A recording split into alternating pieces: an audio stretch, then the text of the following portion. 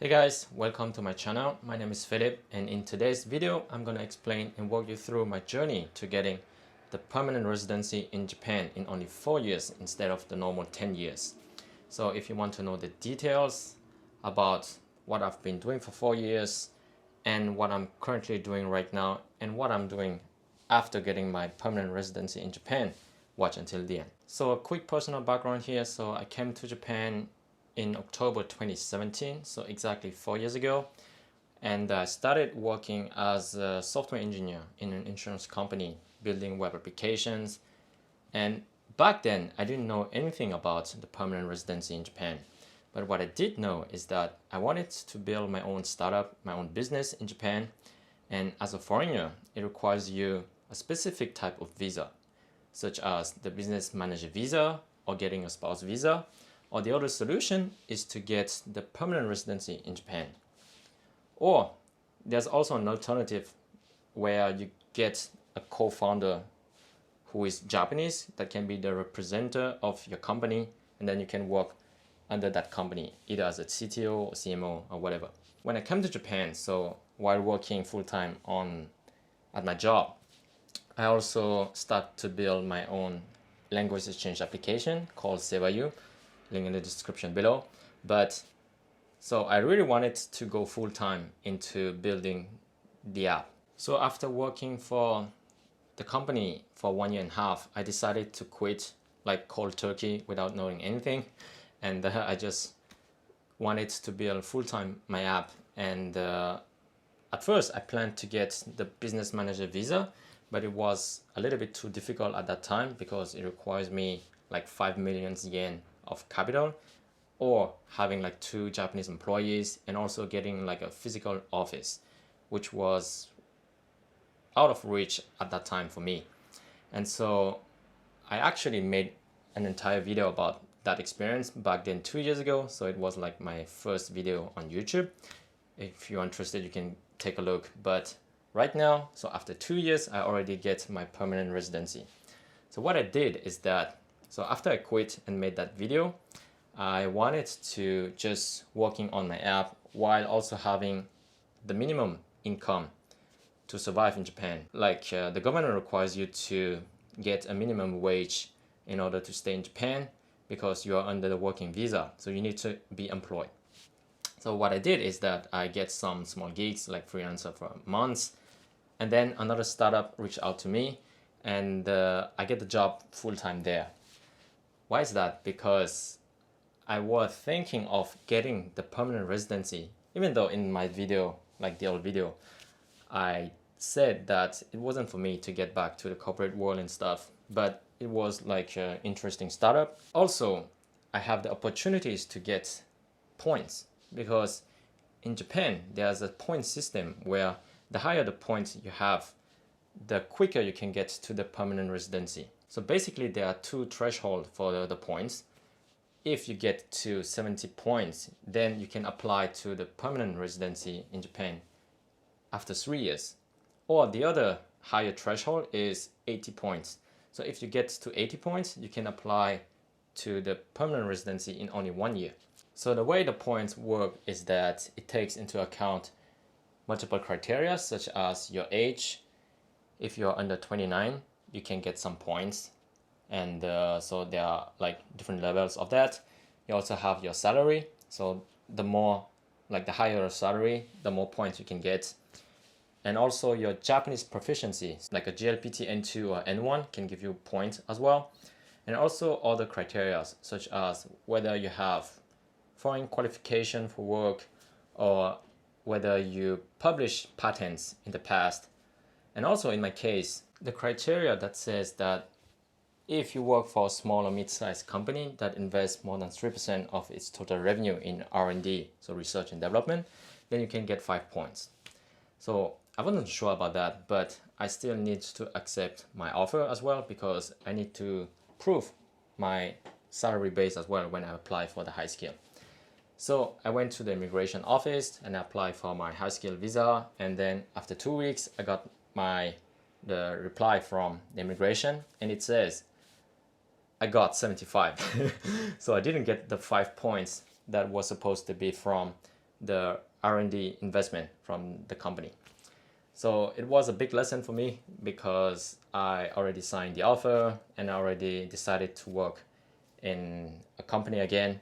But this time it will cost me 3 years instead of the one that I planned at the beginning. But back then, because my job was interesting, my colleagues are kind, and the work is really challenging, and I can still code on my projects at night and on the weekends. So I was like, just, yeah, 3 years is not that long. I'm still young. 3 years is okay. 1 year is maybe a little bit so quick. So I decided to just work for 3 years. But then one day I got an email from an HR from Google, and they reached out to me to ask me if I were interested to take on an interview for a position. And I was like, oh, hell yeah. So when I received that email from Google HR, I was like playing all these scenarios in my head, like, oh, instead of just like working for 2.5 years more, because back then I already worked almost like 6 months at the startup company. And then I decided, like, yeah, I wanted to build my business so bad that I wanted to shortcut that waiting period, bringing it from like 2.5 years to just 1 year. If I can upgrade my salary, or, you know, that can bring me to the 80 points. And so I decided to take on the interviews. So it was like phone screening, then online interview, and then on-site. So I went to the Google office in Shibuya in Tokyo, took 4 rounds of technical and business related interview, and then I failed. I failed. I didn't get the offer because I wasn't that good enough maybe for the position. I felt like really bad at the coding interview. And so I went back to my usual job.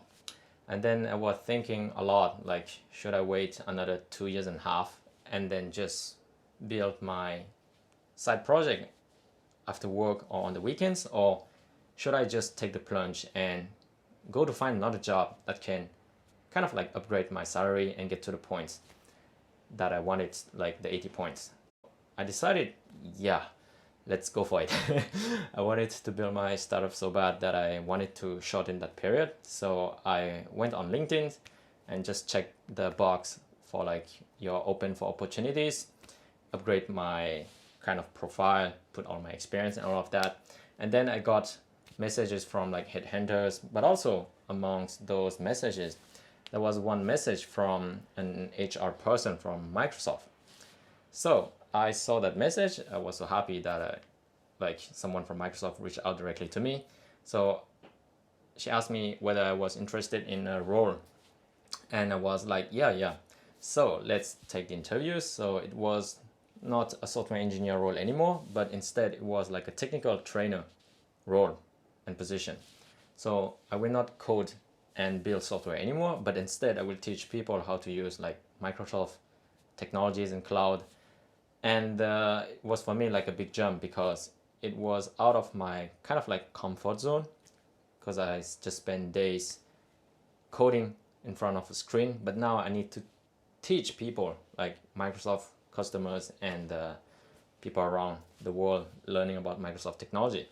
And I was like, yeah, that's really a big challenge, but I want to like challenge myself.